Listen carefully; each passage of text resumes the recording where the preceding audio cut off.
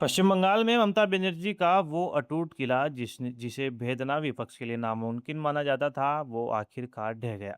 इस ऐतिहासिक सियासी उलटफेर के पीछे कोई बंगाली जादू नहीं, बल्कि बीजेपी का अचूक राजस्थान मॉडल काम कर रहा था।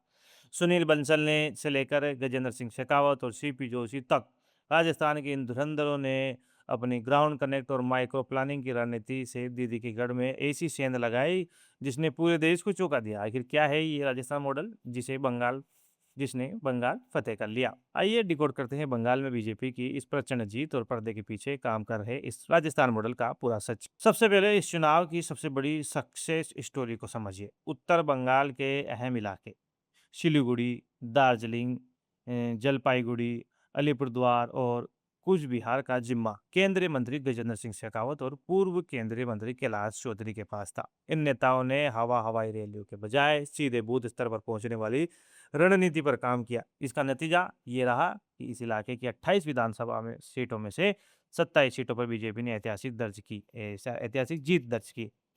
ये एक तरह से टीएमसी का पूरी तरह क्लीन स्वीप था। चुनाव में प्रधानमंत्री मोदी की सभाओं को वोटों में कैसे तब्दील करना है, इसकी जिम्मेदारी राज्य वित्त आयोग अध्यक्ष अरुण चतुर्वेदी और अशोक परनामी ने संभाली। इन राजस्थानी नेताओं ने रैलियों को और रोड शो का ऐसा सटीक मैनेजमेंट किया कि जिन जिन जिलों में प्रधानमंत्री की सभाएं हुई, वहां की करीब 75% सीटों पर बीजेपी ने जीत का परचम लहराया।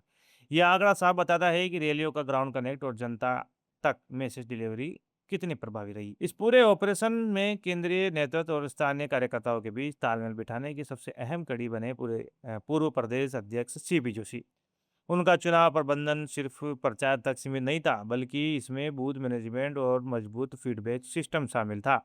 इसी माइक्रो प्लानिंग का असर था कि विधायक जितेंद्र गोटवाल के नेतृत्व में आसनसोल की सभी 7 सीटों पर बीजेपी ने ऐतिहासिक क्लीन स्वीप किया। और तो और कोलकाता उत्तर और दक्षिण जैसी टीएमसी के पारंपरिक और सबसे मजबूत गढ़ों में भी बीजेपी पहली बार प्रभावी सेंध लगाने में कामयाब रही। बंगाल की इस जीत ने साबित कर दिया है कि चुनाव सिर्फ चेहरों से नहीं, बल्कि जमीनी मैनेजमेंट से जीते जाती है।